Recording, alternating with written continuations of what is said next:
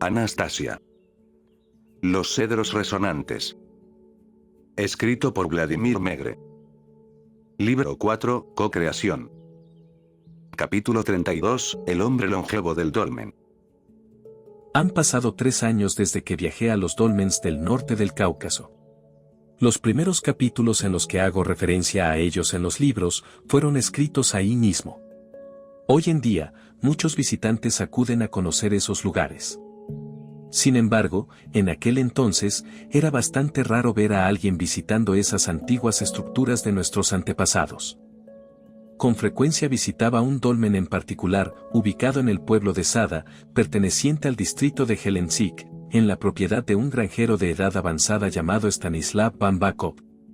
Y de alguna manera, cada vez que visitaba ese dolmen, inesperadamente aparecía el viejo Bambakov, con su camisa remendada y un tarro de miel de su propio colmenar. El granjero era alto, delgado y notablemente ágil. Había adquirido el terreno poco tiempo atrás, al comienzo de la perestroika, y parecía tener mucha prisa por urbanizarlo, con la idea de dejarlo habitable lo antes posible. Había construido una pequeña casa, un refugio para sus colmenas y un cobertizo hecho con diversos materiales de desecho. Estaba creando un jardín, plantando un huerto y cavando un hoyo para un pequeño estanque. Tenía la esperanza de encontrar una fuente de agua, sin embargo, se topó con un lecho de roca dura y pronto tuvo que dejar de cavar. Era sorprendente el cuidado con el que el viejo Bambakov trataba el dolmen. Lo barría todo a su alrededor, colocaba piedras que encontraba en los campos circundantes, y me decía: estas piedras no combinan con las demás piedras de la zona. Las trajeron aquí, las apilaron formando una colina, y construyeron el dolmen encima. La propiedad del granjero estaba a las afueras del pueblo, algo apartada del camino. Casi siempre lo veía trabajando solo. Me preguntaba si se daba cuenta de lo inútiles que eran sus esfuerzos, ya que no había manera de que pudiera establecer su granja, cultivar la tierra y construirse una casa moderna. Pero incluso si ocurriera un milagro, y lograra embellecer el terreno circundante y establecer su granja, difícilmente tendría motivos para alegrarse. Como en la mayoría de las familias, su hijo se había mudado a la ciudad, estaba casado y trabajaba en Moscú, donde se había convertido en funcionario público. ¿Acaso el viejo Bambakov no se daba cuenta de lo inútiles que eran sus esfuerzos? Vaya miseria en la que iba a morir, a sabiendas de que su propiedad simplemente se quedaría en ruinas, cubierta de maleza y de hierbas silvestres. Sus colmenas se quedarían sin abejas, y el dolmen, tan inoportunamente situado en medio de su propiedad, volvería a cubrirse poco a poco de basura. Debería haberse tomado las cosas con calma en sus años avanzados, pero no, ahí estaba, trabajando como loco de sol a sol.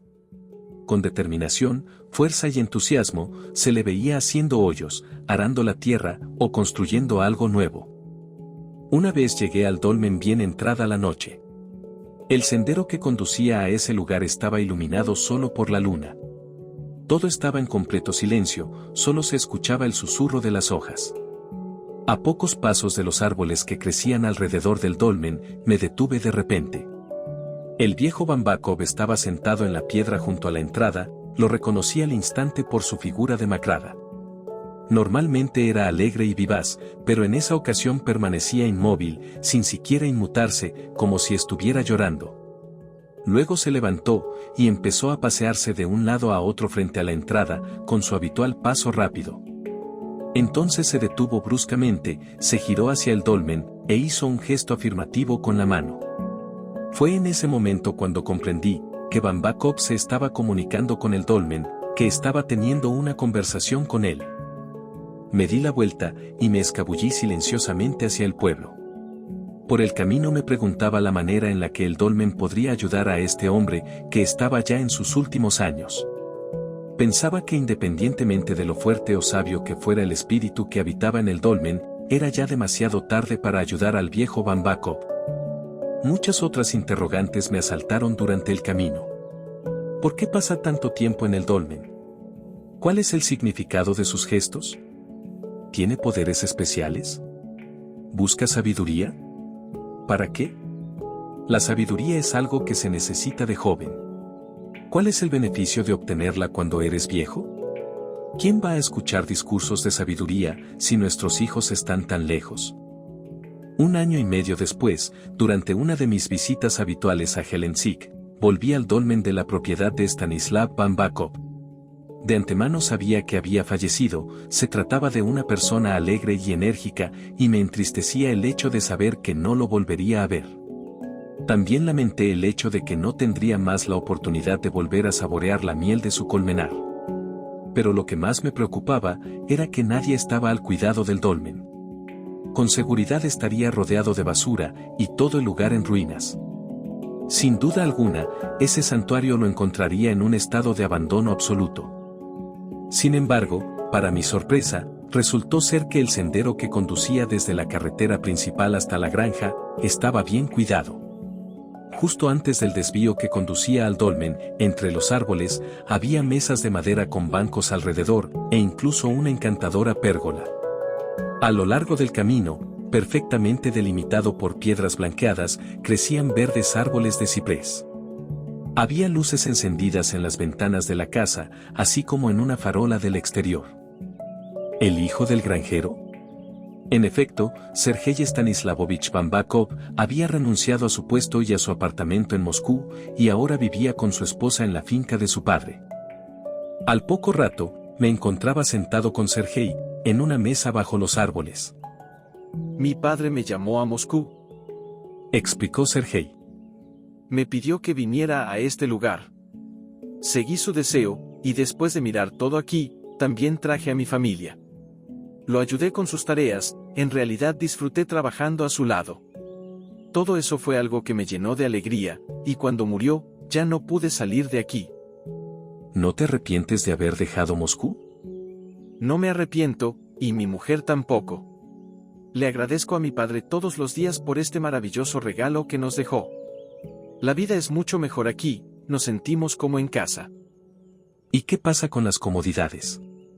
¿Tienes baño en tu casa? ¿Tienes servicio de agua? El baño frente a la casa lo hizo mi padre, es algo que arregló antes de morir. Cuando digo que me siento como en casa, me refiero al hecho de que las comodidades son en nuestro interior.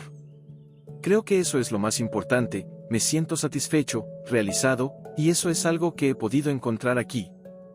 ¿Y qué me dices del trabajo? No me quejo.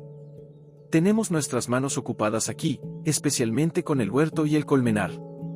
Lamentablemente no sé mucho sobre apicultura, por lo que no domino el trabajo con las abejas. No alcancé a aprender esas habilidades de parte de mi padre. Luego están todos los autobuses, ya que cada vez viene más gente a visitar el dolmen. Aquí se realizan visitas guiadas todos los días, a mi esposa le gusta mucho ayudar con eso. Mi padre me pidió que continuara recibiendo y ayudando a la gente aquí, y eso es lo que hago. Alcancé a construir esta zona de descanso hace un tiempo, y tengo planeado poner una tubería de agua, sin embargo, no la tenemos fácil financieramente hablando, los impuestos son una carga enorme. Afortunadamente, el ayuntamiento local está apoyando nuestros planes. Le conté a Sergei lo que Anastasia me había comentado sobre la propiedad familiar, la patria, y el vínculo que genera con nuestros ancestros. En eso tiene razón, tiene toda la razón, respondió. Mi padre murió, pero en mis pensamientos, hablamos a diario. A veces, incluso discutimos. Siento su presencia de una forma cada vez más clara, como si todavía estuviera con nosotros. ¿Qué quieres decir? ¿Cómo puedes hablar con él? ¿Oyes voces como los mediums? Claro que no, es mucho más sencillo. ¿Ves esa depresión en la tierra en forma de cráter? Ahí mi padre buscó agua, y se topó con una capa de roca. Iba a rellenar ese cráter, y poner otra mesa con bancos en su lugar. Y entonces pensé, ¿qué has hecho aquí, querido padre? Vaya que podías habernos ahorrado trabajo, esto representa un esfuerzo adicional para mí, y de momento, tengo las manos ocupadas. Luego llegaron las lluvias, y bajó una gran cantidad de agua de las montañas. El cráter se llenó, y se formó un pequeño estanque. Así que tuve un tanque de almacenamiento de agua durante algunos meses. Después de presenciar lo del estanque, pensé que la idea de mi padre era increíble. Y ahora veo que hay muchas otras cosas en las que pensó, pero que apenas estoy empezando a comprender. ¿Puedes decirme cómo logró tu padre que vinieras aquí desde Moscú? ¿Qué fue lo que te dijo? ¿Cuáles fueron las palabras que utilizó? Que yo recuerde, usó palabras sencillas. Palabras del todo normales. Solo recuerdo que sus palabras despertaron sentimientos y deseos totalmente nuevos en mí, nunca antes los había tenido. Y ahora, aquí estoy, plenamente agradecido con mi padre por lo que hizo. ¿Qué palabras aprendió el viejo Bambakov cuando habló con el dolmen? ¿Qué sabiduría le fue otorgada? ¿Cómo es que logró traer a su hijo de regreso a su tierra para siempre? Es una lástima que haya sido enterrado en el cementerio, y no en su propiedad familiar, como lo había propuesto anteriormente Anastasia. Llegué a sentir una punzada de envidia por Sergei, ya que había encontrado su patria, o mejor dicho, su padre la había encontrado para él. ¿Encontraría yo alguna vez mi propia patria? ¿El resto de la humanidad encontrará la suya? Me sentía muy a gusto en el claro de Anastasia, y también con los Bambakov. Debe ser una sensación maravillosa tener tu propia tierra nativa bajo tus pies. Anastasia. Los cedros resonantes. Escrito por Vladimir Megre. Libro 4, Co-creación. Capítulo 33, Lecciones de la Escuela Divina. Después de mi última visita al dolmen de la propiedad de Stanislav Bambakov, y de mi encuentro con su hijo, comencé a recordar más claramente las conversaciones que tuve con Anastasia sobre la patria, y sobre el diseño de la propiedad familiar. Mi cabeza flotaba en el recuerdo de las parcelas individuales, aquellas que formarían parte de las espléndidas comunidades del futuro. Con un palo de madera, Anastasia plasmaba en tierra húmeda su diseño, generando un hermoso bosquejo. Me había descrito su proyecto con tanto entusiasmo, con entonaciones un tanto inusuales de su voz, que hasta me parecía escuchar el susurro de las hojas en las propiedades familiares, así como el murmullo de los arroyos que pasaban junto a ellas. Pude ver hombres felices y mujeres hermosas, todos disfrutando mientras cultivaban sus huertos. Escuché sus canciones al atardecer y la risa de los niños jugueteando. Mientras describía su diseño, le hice una serie de preguntas, algunas de las cuales las menciono a continuación. Anastasia, las parcelas de tu dibujo no parecen tocarse entre ellas. ¿Es intencional? Eso es correcto, Vladimir. Esta espléndida comunidad debe tener pasarelas, caminos y veredas. En todo el perímetro que rodea a las parcelas, debe haber una distancia de al menos 3 metros de ancho. ¿Habrá también una escuela en esta comunidad? Por supuesto, la plaza que está aquí en el centro, en medio de las propiedades familiares, es la escuela. Sería interesante ver el tipo de profesores que habrá en esta escuela y la manera en la que serán las clases. Creo que la escuela forestal del académico Mikhail Petrovich Shetinin, en el asentamiento de Tecos, cerca de Helsinki, sería un buen modelo. Ahora recibe muchos visitantes, y es muy popular. Muchos esfuerzos se están realizando para establecer escuelas similares. Para mayor detalle de la escuela, pueden revisar el capítulo 17 y 18 del libro 3 de la serie. La Academia de Shetinin es en realidad maravillosa. Es un paso intermedio que conducirá a la creación de las escuelas, donde estudiarán los niños de las nuevas comunidades. Los graduados de la Academia de Shetinin ayudarán a construirlas y enseñarán en ellas. Pero no solo es importante que los maestros sean educados y sabios, los padres también deberán enseñar a sus hijos en estas nuevas escuelas, y al mismo tiempo, deberán aprender de ellos. ¿Pero cómo van a poder los padres convertirse en profesores? ¿No es aventurado decir que eso sucederá de la noche a la mañana? No todos los padres tienen un título universitario. Además, se trata de enseñar a los niños materias específicas, como matemáticas, física, química o literatura. ¿Quién impartirá esas materias en las nuevas escuelas? Claro que habrá diferentes niveles educativos y diferentes especializaciones. Pero el conocimiento de esas materias no debería ser un fin en sí mismo, no debería ser el objetivo principal. Lo más importante es que los niños se conviertan en personas felices, y eso es algo que aprenden mejor con el ejemplo de sus padres, siendo ese su verdadero rol. Los padres no necesitan dar clases en el sentido tradicional, basta con que participen en los debates y las discusiones conjuntas, y su colaboración también sería valiosa con los exámenes, particularmente los orales. ¿A qué te refieres con participar en los exámenes? ¿Acaso los padres deben evaluar a sus propios hijos? Así es, pero también los hijos deben evaluar a sus padres. ¿Padres evaluando a sus propios hijos? Debes estar bromeando. Claro que todos los niños van a obtener las mejores calificaciones.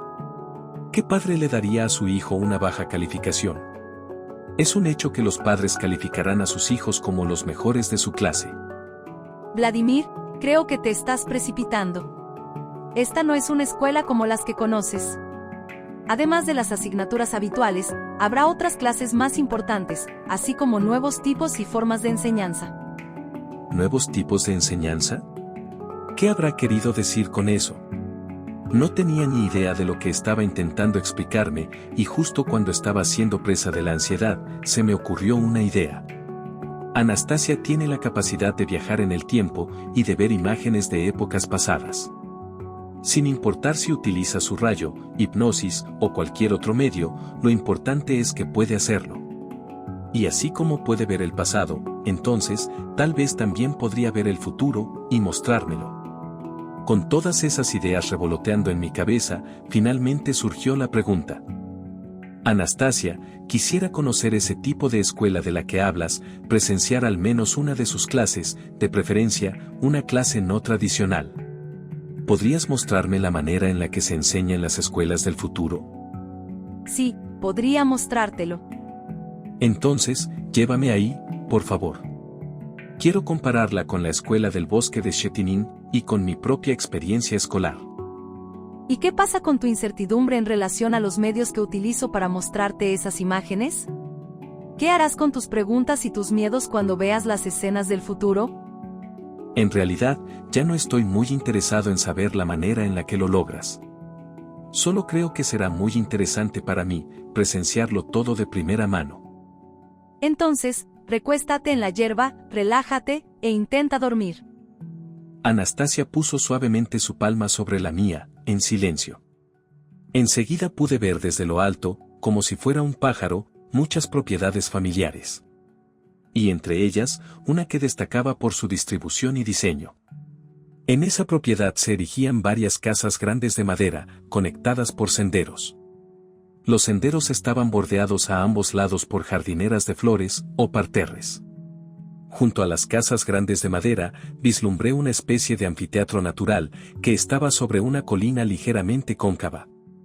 Filas de bancos descendían en formación semicircular y unas 300 personas de diversas edades estaban sentadas en ellas. Tenía la impresión de que se sentaban por familias, ya que no pude distinguir una disposición de asientos basada en la edad o en el género. Todos hablaban animadamente entre sí, como si esperaran con impaciencia algo fuera de lo común. Probablemente un concierto de una superestrella, o un discurso presidencial. Frente al público, sobre un escenario de madera, había 2 mesas pequeñas, cada una con una silla, y un gran pizarrón detrás.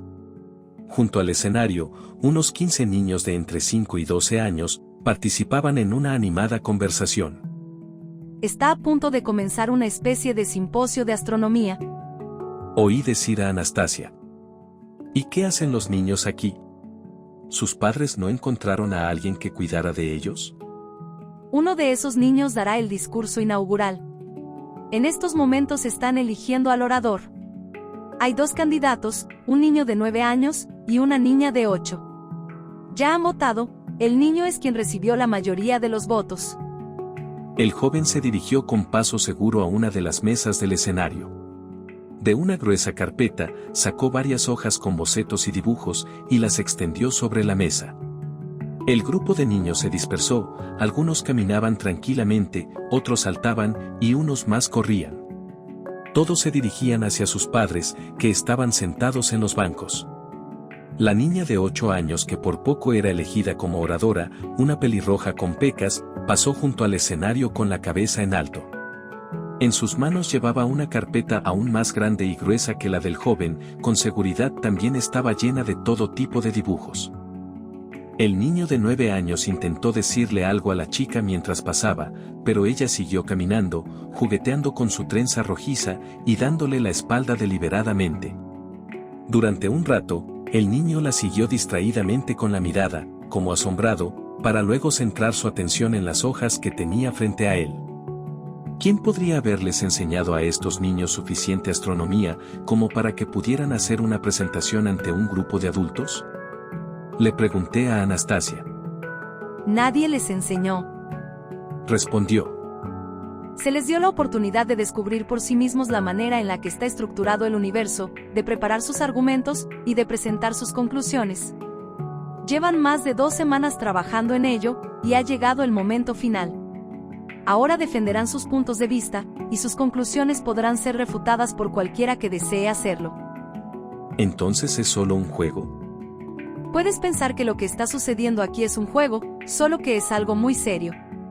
Cada persona presente verá ahora acelerada su reflexión sobre el orden planetario, lo que agudizará su comprensión de la estructura del cosmos.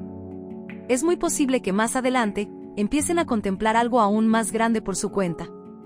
Los niños llevan 2 semanas pensando y reflexionando en ello, sin pensamientos limitantes, sin obstáculos ni estorbos relacionados a dogmas científicos, y sin otras ideas preconcebidas. Aún no se sabe lo que estarán comunicando al público. ¿Quieres decir que estarán fantaseando con su mentalidad infantil? Quiero decir que presentarán sus ideas y opiniones. Al fin y al cabo, los adultos solo tienen teorías sobre la estructura del universo. Además, el objetivo de este simposio no es establecer leyes universales, sino entrenar la mente, y quizás más adelante, explorar la verdad o acercarse a ella. En ese momento, un joven subió al escenario, se acercó a la segunda mesa y anunció que la presentación estaba a punto de comenzar. Enseguida, el niño de 9 años comenzó a hablar. Habló con seguridad y entusiasmo durante unos 25 o 30 minutos. Lo que dijo me pareció una fantasía infantil, algo que claramente era producto de su imaginación y que carecía totalmente de bases científicas. Ni siquiera había relación alguna con los conocimientos elementales que se adquieren en un curso de astronomía de secundaria. En esencia, habló de la siguiente manera. Cuando miramos el cielo al anochecer, vemos brillar muchos cuerpos celestes. Hay diferentes tipos de estrellas, algunas son pequeñas y otras un poco más grandes. Pero incluso las estrellas más diminutas pueden ser enormes. A primera vista, podemos llegar a pensar que son pequeñas. Ese mismo fenómeno ocurre con los aviones, ya que cuando vuelan alto parecen pequeños, pero cuando están en la Tierra y los observamos de cerca, nos damos cuenta de que son muy grandes, con capacidad para muchos pasajeros. De igual manera, hay espacio para mucha gente en las estrellas, pero nadie vive ahí en este momento. Al anochecer, todas las estrellas brillan, las grandes y las pequeñas. Brillan para que podamos verlas y pensar en ellas. Las estrellas quieren que hagamos en ellas todo lo bueno que hacemos en la Tierra, de alguna manera, quieren que todo en ellas sea tan hermoso como lo es en nuestro planeta. Sienten un poco de envidia de la Tierra. Anhelan que todo crezca y prospere ahí, tal como sucede aquí. Vallas y árboles, ríos y peces.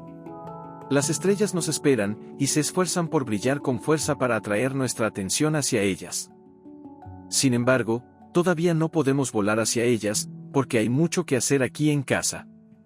Pero en cuanto tengamos todo organizado y resuelto en nuestro hogar, y todo vaya bien en el resto del planeta, viajaremos a las estrellas. Pero no iremos en aviones ni en naves espaciales, eso tomaría demasiado tiempo, y sería muy aburrido.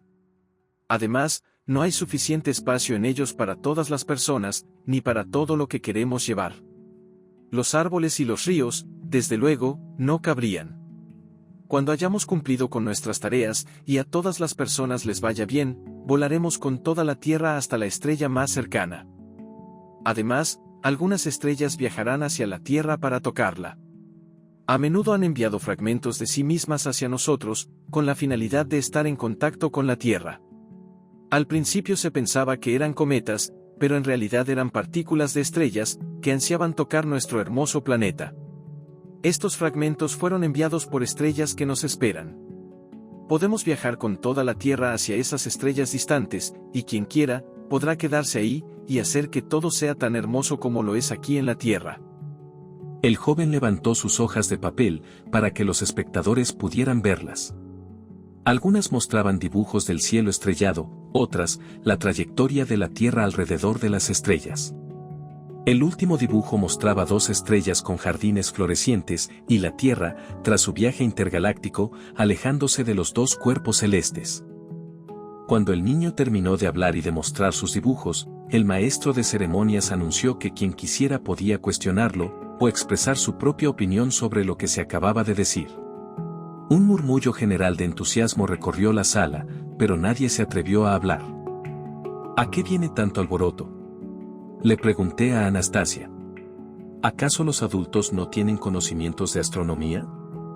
Están nerviosos porque deben hablar con claridad y coherencia. Al fin y al cabo, sus propios hijos están presentes. Si se llegaran a expresar de una forma que no es comprensible, o de formas que los niños consideraran inaceptable, podrían despertar su desconfianza, o peor aún, la de sus padres. Los padres valoran mucho la confianza de sus hijos, y no quieren comprometerla. Por otro lado, también temen adoptar una postura opuesta o neutral ante la asamblea, ya que se ganarían la antipatía no solo del público, sino también la de sus propios hijos. Mientras tanto, muchos se giraron para observar a un hombre canoso sentado en medio del auditorio. Abrazó con ternura a la chica pelirroja que se encontraba a su lado, la misma que había sido una de las candidatas a la presentación principal. Sentada junto a ellos, estaba una joven de una belleza deslumbrante. Anastasia comentó: Ese caballero es un científico reconocido, y un profesor universitario jubilado. Su vida personal se vio alterada desde muy joven, y su deseo de tener un hijo no alcanzó a cumplirse. Hace 10 años compró un terreno, y empezó a trabajarlo solo, construyendo ahí su propia casa. En ese entonces, la joven sentada a su lado se enamoró de él, se casaron, y más adelante nació su hija, la niña pelirroja. Padre e hija mantienen una relación muy amorosa. Muchos en el público esperan que el científico sea el primero en hablar durante la conferencia. Pero al profesor le costó pronunciar sus primeras palabras. Pude verlo arrugar nerviosamente las páginas de una revista con las manos. Finalmente se levantó y comenzó a hablar sobre la estructura del universo, sobre los cometas y sobre la masa de la Tierra. Sus comentarios se podrían resumir de la siguiente manera: No hay duda de que nuestro planeta gira y se mueve por el espacio. Pero no se mueve de forma independiente, se mueve como parte del sistema solar. No puede abandonarlo para dedicarse a viajar a galaxias distantes. Su cercanía al Sol es esencial para mantener la vida en la Tierra. Alejarnos de él implicaría un enfriamiento grave de la Tierra y acabaríamos como un planeta muerto. Todos podemos observar lo que ocurre cuando la Tierra se aleja un poco del Sol, sobreviene el invierno. En este punto, el profesor se detuvo repentinamente. El joven en el escenario hojeó sus dibujos con preocupación y luego pidió ayuda a sus compañeros de grupo. Pero era evidente que la discusión sobre la cercanía de la Tierra al Sol y el efecto del enfriamiento eran muy convincentes. Con ello, se desvanecía el hermoso sueño de viajar en la Tierra por el espacio, como si de una nave espacial se tratara. Después de medio minuto de silencio, la voz del profesor volvió a resonar. En invierno, la vida en nuestro planeta se ralentiza, porque carece de energía solar. Es algo inevitable, y no hace falta investigar mucho para convencerse de ello. Por otro lado, es concebible que la Tierra posea una fuente de energía que pueda sustituir a la solar, solo que aún no la conocemos.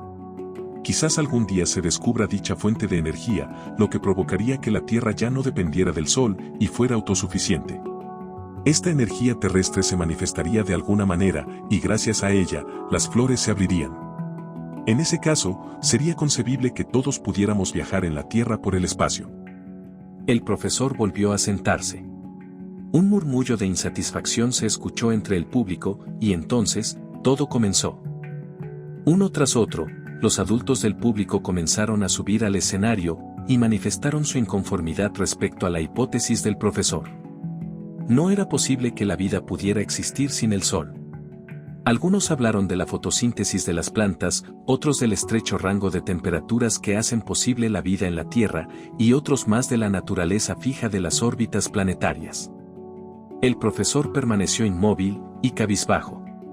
Su hija pelirroja giraba la cabeza para mirar a cada uno de los oradores, a veces intentaba ponerse de pie, como si intentara proteger a su padre de sus oponentes.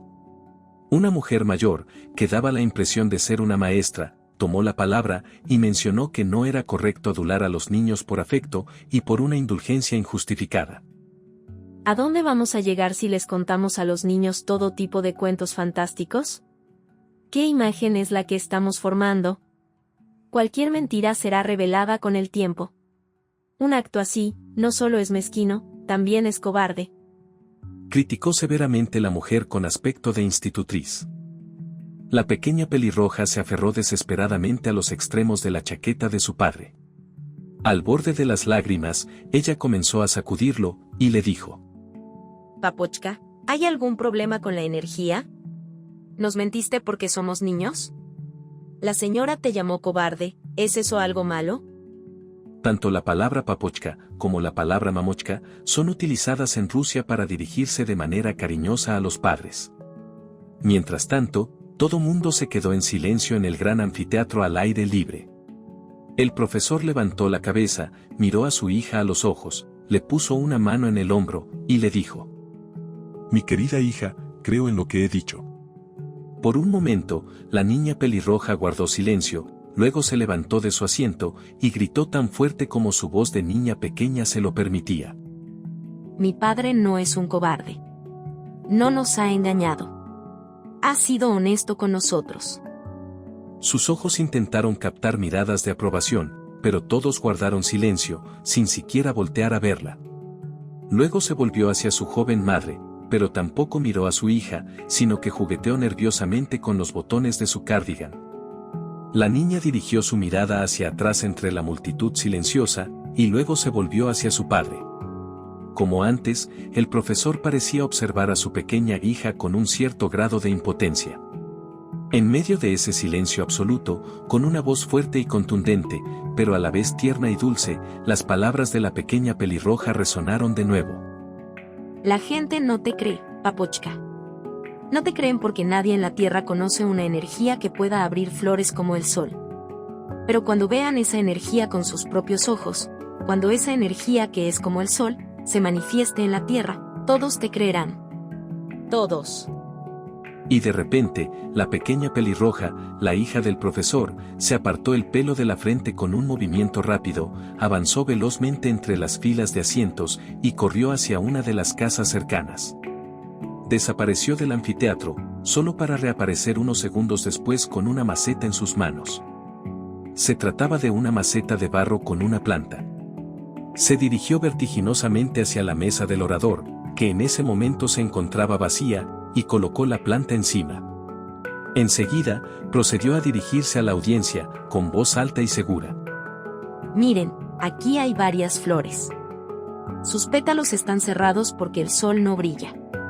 Pero ahora, los pétalos de las flores se abrirán, porque hay una energía en la tierra. Yo me convertiré en esa energía que puede abrir los pétalos de las flores. Dicho esto, la chica pelirroja apretó los dedos en puños y centró su mirada en la planta de la maceta. Lo hizo con tal concentración, que ni siquiera parpadeó. El anfiteatro enmudeció, y los espectadores observaron el evento con fascinación. El profesor se levantó de su asiento, caminó lentamente hacia el escenario, agarró suavemente a su hija por los hombros e intentó alejarla. Pero la pequeña pelirroja se encogió de hombros y le susurró: Papochka, ¿por qué mejor no me ayudas? El profesor estaba totalmente desconcertado. Permaneció de pie junto a su hija, le rodeó los hombros con sus brazos y procedió a mirar fijamente la flor. Sin embargo, no se manifestó cambio alguno que pudiera percibirse a la vista. De alguna manera, sentí un poco de pena por ambos.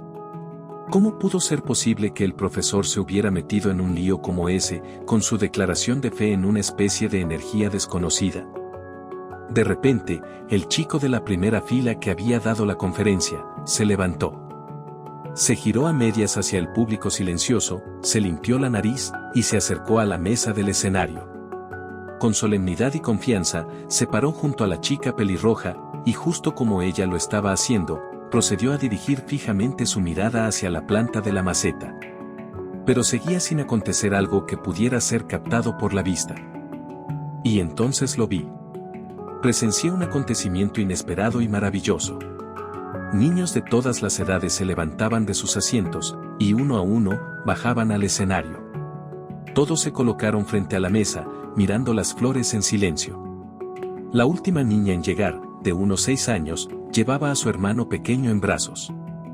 Consiguió colarse entre los que estaban de pie, y alguien la ayudó a subir a su hermano menor a la silla junto a la mesa. El niño, tras observar atentamente a todos a su alrededor, se giró hacia una de las flores y empezó a soplarle suavemente. Y de repente, la planta en la maceta comenzó a desplegar gradualmente los pétalos de una de sus flores. Lo hizo de manera lenta, pero ese hecho no pasó desapercibido para la silenciosa multitud en el anfiteatro. Algunos de ellos se levantaron de sus asientos. Enseguida, una segunda flor estaba abriendo sus pétalos, para ser seguida por una tercera y una cuarta. Increíble, sí, bien hecho. Dijo en voz alta, y notablemente emocionada, la señora mayor que recientemente había acusado al profesor de mezquino y cobarde. Fue la primera en aplaudir con entusiasmo, para luego ser seguida por un tormentoso estallido de aplausos en el anfiteatro. El profesor se hizo a un lado, y se masajeó las sienes. Su joven y bella esposa corrió a su encuentro exclamando frases hermosas, saltó sobre él, le echó los brazos al cuello, y lo besó una y otra vez en los labios y en las mejillas. La niña pelirroja quiso correr hacia sus padres, pero el joven orador que había dado la presentación, la detuvo. La tomó de la mano, pero ella alcanzó a soltarse. Sin embargo, después de dar unos pasos, la chica pelirroja se dio la vuelta, regresó con el joven orador, le abrochó un botón de la camisa que estaba suelto, y le regaló una hermosa sonrisa. Enseguida se dio la vuelta, y corrió hacia sus padres que seguían abrazados. Cada vez más gente se paraba de sus asientos para dirigirse al escenario, y aun cuando algunos llevaban a un niño en brazos, todos procuraban estrechar la mano del joven orador. Gustosamente, aceptaba los saludos y felicitaciones con la mano derecha, pero con la izquierda, estaba aferrado al botón que la niña pelirroja le había abrochado. De repente, alguien tocó una melodía utilizando un bayán, una especie de acordeón muy común en Rusia. La música era una mezcla entre una melodía gitana y una danza folclórica rusa. Una persona mayor zapateó en el escenario, y una corpulenta babushka se acercó a él con pasos de cisne. Babushka es una palabra rusa que se usa para referirse a una abuela. 2 jóvenes bailaron una bulliciosa prisiatka, una de las danzas eslavas más famosas, generalmente realizada por hombres, que consiste en ponerse en cuclillas sobre una rodilla, mientras se extiende la pierna opuesta al frente, y luego se alternan las posiciones de las piernas en una rápida sucesión. Y la flor, con sus pétalos abiertos, observaba la manera en la que cada vez más personas se dejaban llevar por los ritmos elegantes y seductores de una danza folclórica rusa. De repente, la escena de la insólita escuela se desvaneció, como si alguien hubiera apagado un televisor. Estaba sentado de nuevo en la hierba, rodeado por la taiga, y con Anastasia frente a mí. En mi interior, persistía una especie de excitación, y por un rato, las risas alegres, la música y el baile, me acompañaron. No quería que eso acabara, sin embargo, cuando los sonidos internos se fueron apagando poco a poco, le dije a Anastasia: lo que me mostraste hace un momento, no tiene relación alguna con las clases escolares a las que estoy acostumbrado. Era más bien una reunión de familias vecinas, ni siquiera había un profesor de verdad. Todo sucedió de forma bastante espontánea. Vaya que había un profesor, Vladimir. Y sin duda alguna, se trataba de uno muy sabio. Solo que procuraba mantenerse en un segundo plano, sin llamar mucho la atención. ¿Y por qué estaban ahí los padres? Debido a sus reacciones emocionales, casi se desató una gran discusión. Las emociones y los sentimientos aceleran muchísimo los pensamientos. En esa escuela se imparten clases similares una vez a la semana. Padres y profesores están unidos en sus aspiraciones y comparten sus objetivos. Los niños sienten que tienen los mismos derechos y se consideran iguales a los adultos. Pero no me siento del todo cómodo con la idea de que los padres ayuden a educar a sus hijos. Después de todo, los padres no tienen formación pedagógica. Lo evidentemente triste, Vladimir, es que la gente haya adquirido la costumbre de confiar la crianza de sus hijos a desconocidos. ¿Quién les enseña? ¿Qué clase de escuela es? ¿A quién le importa eso? A menudo, ni siquiera consideran el tipo de visión del mundo que se les inculca, ni la influencia que podría tener esa educación en su futuro. Envían a sus hijos a lo desconocido, y al hacerlo, se distancian de ellos y se privan de su presencia. ¿Sería de extrañar entonces que los niños olviden a sus padres? Finalmente, llegó la hora de partir. Mi mente estaba tan llena de toda la información que había adquirido, que apenas era consciente de mi entorno.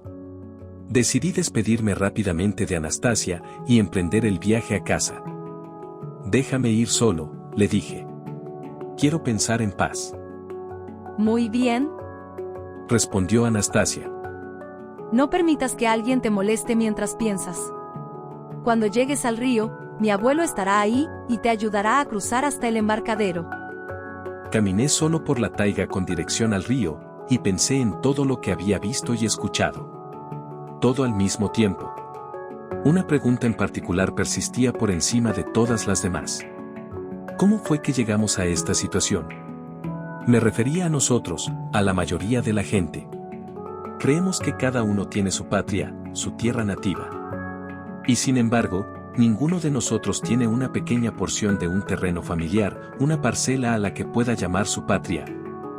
En nuestro país, ni siquiera tenemos una ley que garantice a una persona y a su familia el derecho a poseer siquiera una hectárea de tierra de por vida. Líderes y partidos políticos prometen todo tipo de beneficios, pero parecen eludir el tema de la propiedad privada de la tierra en sus plataformas. ¿Por qué? ¿Cómo se puede siquiera hablar de patria si no está compuesta por pequeñas parcelas con una casa y un huerto? Si nadie tiene algo parecido, ¿en qué consiste nuestra patria? Hay que aprobar una ley que garantice a todos un terreno familiar, el cual sirva como cimiento de su propia patria. Debería estar disponible para cada familia que lo desee y debería ser garantizado por los representantes electos. Y como nuestros representantes son elegidos por nosotros mismos, debemos elegir candidatos que apoyen dicha ley. ¿Pero qué debería decir esa ley? ¿Quizás algo como lo siguiente? El Estado está obligado a conceder a cada matrimonio el derecho a utilizar una hectárea de tierra de por vida, si así lo solicita. Esta tierra se puede heredar dentro de la familia, pero no se puede vender. Los productos agrícolas de esta propiedad no podrán estar sujetos a impuestos. Algo así estaría bien. Pero ¿qué pasa si alguien se apropia de la tierra y no hace algo con ella? Entonces la ley también debería estipular lo siguiente. Si durante un periodo de 3 años, la tierra no se cultiva, el Estado puede recuperarla. Pero ¿qué pasa si algunas personas quieren seguir viviendo y trabajando en la ciudad y usar su propiedad familiar como una dacha, como una casa de campo? Bueno, creo que no hay algo de malo en ello. Estoy convencido de que las mujeres darán a luz a sus hijos en su propiedad familiar, en su patria. Sus hijos ciertamente se resentirían con sus padres si tomaran una decisión diferente. ¿Y quién impulsará esta ley hasta su aprobación definitiva? ¿Un partido político? ¿Cuál sería? Supongo que un partido así aún no se ha formado. Necesitamos crear un partido para este propósito. ¿Y quién se encargará de organizarlo? ¿Dónde encontramos políticos así? Debemos buscarlos lo antes posible, ya que de lo contrario, moriremos sin siquiera ver nuestra patria. Y nuestros nietos difícilmente se acordarán de nosotros. ¿Cuándo volverá a presentarse una oportunidad como esta? ¿Cuándo tendremos la posibilidad de tener nuestra patria? ¿Cuándo será posible decir: saludos, patria mía? Los términos propiedad familiar, patria, finca, parcela y dominio se están usando indistintamente para traducir el término ruso «родовое поместье». Родовое поместье. Поместье. Поместье. Equivale a dominio, finca, parcela o propiedad familiar. Родовое. Родовое. Proviene de la misma raíz que rod, que significa Dios creador, origen, nacimiento o pariente. Родовое. Родовое. También proviene de la raíz rodina, que significa patria. Rodoboe. Родовое. Literalmente significa perteneciente a la familia, a los parientes, a los antepasados o ancestros, y a los descendientes. Señala la unidad de las generaciones pasadas, presentes y futuras de la familia. La palabra familia, tal como se utiliza en la presente serie de los cedros resonantes, incluye no solo a la generación actual de una familia, sino también a todos los ancestros y descendientes. El abuelo de Anastasia estaba sentado en un tronco, a orillas del río Ob, un majestuoso río que atraviesa la taiga siberiana de sur a norte. A su lado, atado con una cuerda, un pequeño bote de remo se mecía suavemente entre las olas. Saludé al abuelo, y le comenté. Remar unos kilómetros río abajo hasta el siguiente embarcadero en la otra orilla, no es difícil, pero, ¿cómo piensa regresar? Es complicado remar a contracorriente, sobre todo, si vas solo. Lo lograré poco a poco, de alguna manera se solucionará. Respondió. Siempre había sabido que el abuelo de Anastasia era un tipo alegre, pero ahora parecía serio, y sin ánimos de conversar. Me senté a su lado en el tronco, y le dije. No entiendo la manera en la que Anastasia obtiene y guarda tanta información. Recuerda tiempos pasados, y parece saber todo lo que ocurre en nuestras vidas en la actualidad. Sin embargo, vive aquí, completamente tranquila, en su taiga, disfrutando de las flores, del sol y de los animales. Es como si no pensara en nada. ¿En qué hay que pensar? Respondió el abuelo. Ella siente esa información, la recibe a nivel emocional. Si es necesario, obtiene toda la que desea. Las respuestas a todas las preguntas están en el cosmos, están aquí, a nuestro alcance. Solo es necesario recibirlas y comprenderlas. ¿Y cómo lo hace? ¿Cómo lo hago? Bueno, imagina que caminas por las calles de tu ciudad natal, absorto en tus pensamientos, y alguien te pregunta la manera de llegar a un lugar que conoces. ¿Podrías ayudarlo? Creo que sí podría ayudarlo. ¿Lo ves? Es así de simple. La pregunta no tiene nada que ver con lo que estabas pensando, y aún así, eres capaz de dar una respuesta. La respuesta está guardada en tu interior, vive dentro de ti. Bueno, esa era solo una forma sencilla de obtener indicaciones. Si un transeúnte pregunta cómo era esa misma ciudad hace 1000 años, nadie podrá decírselo. No podría si es perezoso o descuidado. Todo ser humano posee la totalidad del conocimiento desde su creación. Pero por ahora, subamos a la barca, es hora de zarpar. El abuelo de Anastasia subió a la barca y empezó a remar. Solo después de haber recorrido aproximadamente 1 kilómetro, reanudó nuestra conversación. Intenta no romperte la cabeza con toda esa información y con tus pensamientos, Vladimir. Decide por ti mismo aquello que es real. Confía en tus propios sentimientos, en aquello que sientes con todo lo que ves, y también en lo que sientes con todo lo que no ves. Debes ser capaz de sentir en igual medida, tanto la materia, como lo que es invisible. ¿Por qué me dice eso? No creo entenderlo bien. Me refiero a la información que intentabas comprender con tu intelecto. Eso no es cuestión de intelecto, la mente no puede comprender la cantidad de información que conoce mi nieta. Cuando usas la mente con ese propósito, dejas de ser consciente del proceso creativo que tiene lugar a tu alrededor. Pero como puede observar, estoy totalmente presente y soy consciente de todo lo que me rodea. Del río, del barco, de todo. Si eres consciente de todo, ¿por qué ni siquiera pudiste despedirte como es debido de mi nieta y de tu hijo? Bueno, quizás no pude. Después de todo, estaba pensando en otras cosas.